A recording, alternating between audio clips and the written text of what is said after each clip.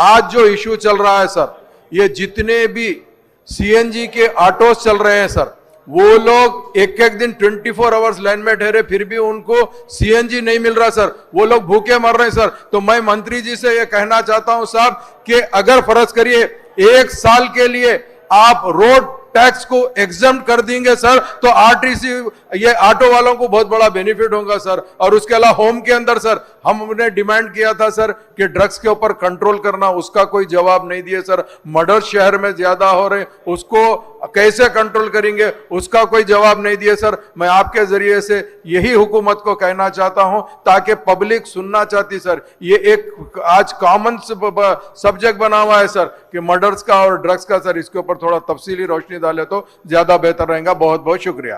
గౌరవ మంత్రి గారు.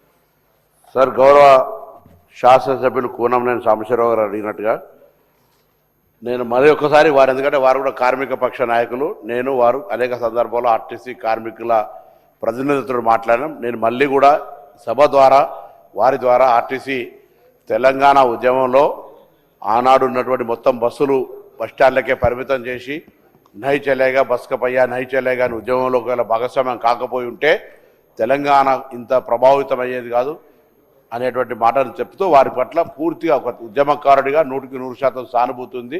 దానిలో ఏం ఇష్యూ మీకు తెలియంది కాదు. 2 అంశాలు, ఒకటేమో ప్రభుత్వంలో విలీనము, ఆ విలీనం ప్రభుత్వంలో చర్చ ఉంది, దానికి ఒక కమిటీ వేయబడ్డది, దానికి సంబంధించిన రివ్యూ జరుగుతోంది. సరైన సమయంలో సరైన నిర్ణయం తీసుకుంటాం.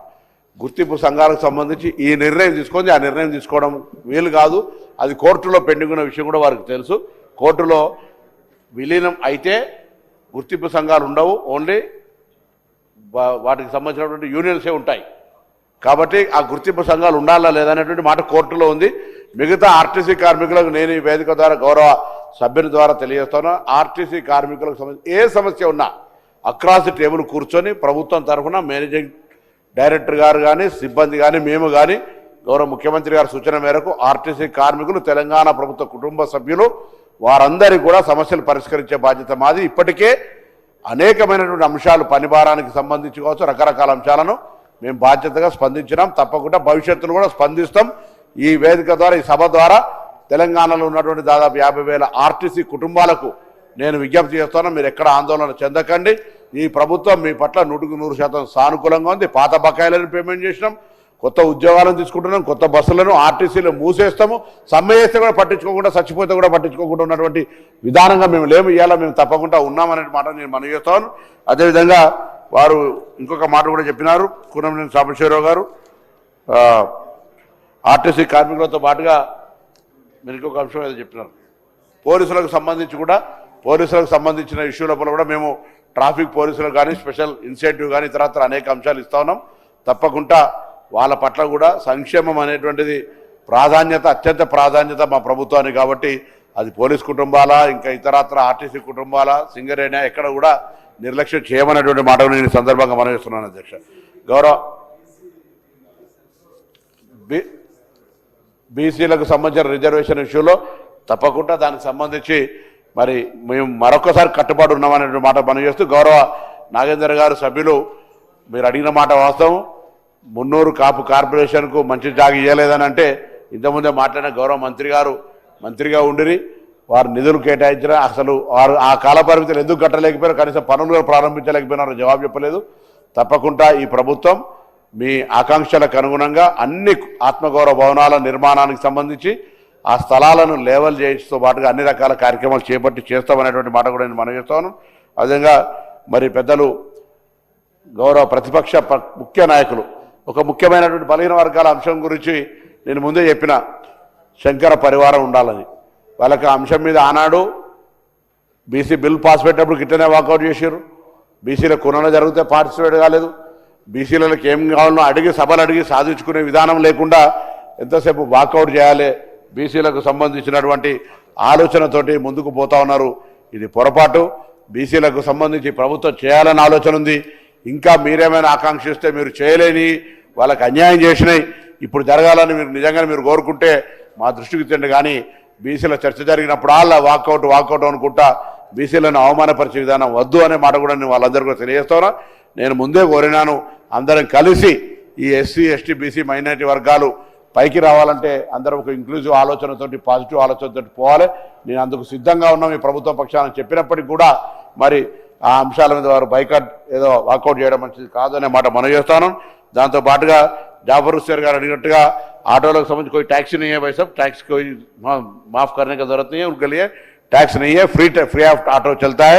और वो एलपीजी गैस का तकलीफ है वो सरकार केंद्र सरकार का है. मैं भी हमारा మంత్రులందరితో కూడా సివిల్ సప్లై మంత్రి ఇతరత్ర ఎప్పటికప్పుడు పర్యవేక్షణ చేస్తున్నారు. ఆటోలు కొత్త హైదరాబాద్ ఇబ్బంది ఉన్నది, దాన్ని తొలగించే విధంగా ప్రయత్నం చేస్తున్నాము. అదేవిధంగా మినీ బస్సెస్ అడిగినారు, మినీ బస్సెస్ను కూడా ఆల్రెడీ ఆర్టీసీ ప్రొక్యూర్ చేస్తూ ఉంది. ఎక్కడెక్కడైతే గతంలో సెట్వీను నడుస్తూ ఉండనో ఆ విధంగా మన గౌరవ ముఖ్యమంత్రి గారు రివ్యూ చేసినప్పుడు ఎక్కడెక్కడ చిన్న చిన్న ఏరియాలో పోవో ఆ మినీ బస్సులు నడపడానికి चलाने के लिए हम सरकार ने फैसला किया है. और हमसे ही चलाते हैं, जैसा सेटवेन चलाते थे वैसा पूरा रूट में, क्योंकि अभी सेटवेन वुमेन को फ्री आने के बाद वो लोग नहीं चला पा रहे, तो आरटीसी की तरफ से छोटे बस चलाने के लिए फैसला किया. ఇక్కడ ఒకటే కానే కాదు, ఎంఎంటీఎస్ రైళ్ల దగ్గర కూడా చిన్న చిన్న స్టేషన్లు ఉంటే అక్కడ కనెక్టివిటీని పెంచడానికి కూడా చిన్న బస్సులు వాడమని ముఖ్యమంత్రి గారు చెప్పినారు. తప్పకుండా చిన్న బస్సులను ఎక్కడెక్కడైతే పోకుండా లాస్ట్ మైల్ కనెక్టివిటీకి సంబంధించిన ఇష్యూ లోపల చిన్న బస్సులు అవసరం ఉన్న కూడా వినియోగించుకునే విధంగా చర్యలు చేస్తాం. అదేవిధంగా డ్రగ్స్కు సంబంధించి మర్డర్స్కు సంబంధించి పోలీసు ఎప్పటికప్పుడు యాక్షన్ హైదరాబాద్ మనం అప్రిషియేట్ చేయాలి. ఇది ఇంటర్నేషనల్ హెడ్ క్వార్టర్ లాగా, అంటే ఒక అందరికి సంబంధించినటువంటి హైదరాబాద్లో ఉండే విధంగా జరుగుతోంది. ఈగల్ టీమును ప్రత్యేకించి ఏర్పాటు చేయడం జరిగింది డ్రగ్స్కు వ్యతిరేకంగా. నేను మరొకసారి కూడా చెప్తున్నా, आपका सदर साहब की बोलिए पार्लियामेंट में, ये ड्रग्स अपने पास मैन्युफैक्चर नहीं होता, बाहर से आ रहे, बाहर से आने के लिए बाहर से कंट्रोल कर रहे हैं, हम पक्का कंट्रोल कर रहे हैं. अपने लोगों को बहुत अवार्ड मिले और सरकार भी बहुत इसके ऊपर उसके लिए, और अपन सब मिलकर सोशली, नो पार्टी नहीं है उसके लिए ऑफिशियल का कोई डिजिग्नेशन नहीं चाहिए. ड्रग्स के खिलाफ हर फादर मदर और हर इंडिविजुअल भी इसके खिलाफ लड़ना चाहिए. और मर्डर्स संबंधी అక్కడ కూడా వ్యక్తిగతమైన ఆరోపణలతో అక్కడ చిన్న చిన్న అంశాల మీద జరుగుతుండొచ్చు, వాటిని పట్ల కూడా కఠినంగా తీసుకొని శాంతి భద్రతలకు విఘాతం కలిగే మర్డర్స్ కాకుండా వాళ్ళ అక్కడ స్థానికంగా కుటుంబపరమైన అంశాలు ఉద్రేకంగా జరిగినటువంటి సంఘటన లోపల కూడా పోలీసులు కఠినంగా యాక్షన్ తీసుకుంటుంది అధ్యక్ష. అందుకే తప్పకుండా ఇక్కడ కూడా మరి అన్నట్టుగా చిన్న చిన్న సందులలో ఉన్నప్పుడు ఒక 100 చిన్న స్మాల్ బస్సులను తీసుకునే ప్రయత్నం కొనసాగుతాను. ఆర్టీసీ పరంగా కూడా మళ్ళీ తిరిగి పునరుజ్జీవం కావడానికి కూడా ముందుకు పోయేటువంటి విధంగా చర్యలు తీసుకుంటాను మాట మనవి చేస్తూ, ఎక్కడైనా ఇంకా కూడా ఏదైనా ఇబ్బంది వచ్చినప్పుడు ఆర్టీసీ పరంగా కూడా మంత్రిగా నేను అన్ని వేళ స్పందించడానికి సిద్ధంగా ఉన్నా. వాళ్ళకు కూడా చెప్పండి, ఇతరుల తప్పుదారి పట్టించడంలో చక్కర్లు పడకుండా కూర్చొని అక్రాస్ టేబుల్గా ప్రభుత్వం సిద్ధంగా ఉన్నది. మీ ద్వారా కూడా అనేక సందర్భాలు చెప్పినా మీ దగ్గరనే వాళ్ళను కొంత సమన్వయం చేసుకొని ఏ అంశం ఉన్నా నేను పరిష్కారం చేస్తామని ప్రభుత్వం సానుకూలంగా ఉందనే మాట నేను మరొకసారి కూడా మనవి చేస్తాను. అదేవిధంగా వ్యక్తిగత ఆరోపణలకు ఇక్కడ తావులేదు అధ్యక్ష. అందులో సభలో సభ్యులుగాను సభలో లేనటువంటి వాళ్ళ గురించి మాట్లాడితే అందుకు సంబంధించి నియమ నియమాలు ఉన్నది, అవి కూడా ఎంక్వైరీ చేస్తాను. తప్పకుండా ఏదో వ్యక్తిగత ద్వేషాలతోటి ఎవరు పడితే అది మనం మాట్లాడితే కూడా మంచిది కాదు అనేటువంటి మాట మీకు మనవి చేస్తూ, మరొక్కసారి బీసీ డిపార్ట్మెంట్కి సంబంధించినటువంటి పద్దు కావచ్చు, ట్రాన్స్పోర్ట్కు సంబంధించినటువంటి పద్దు కావచ్చు, అదేవిధంగా పోలీసుకు సంబంధించినటువంటి పద్దులను ఎటువంటి కట్మోషన్స్ లేకుండా దాన్ని ఆమోదింపజేసే విధంగా చర్యలు చేపట్టాలని గౌరవ సభాధ్యక్షులు మేము కోరుతున్నాం. సార్, గౌరవనీయులు సహచరులు పొన్నం ప్రభాకర్ గారు డిమాండ్స్కు సంబంధించి బలహీన వర్గాలు, పోలీసు, ట్రాన్స్పోర్ట్కు సంబంధించిన డిమాండ్స్ సంబంధించి వారు లేవనెత్తిన, ప్రత్యేకంగా బీఆర్ఎస్ పార్టీ సభ్యులు లేవనెత్తిన ప్రతి అంశం విషయంలో స్పష్టంగా జవాబు చెప్పడం జరిగింది అధ్యక్ష.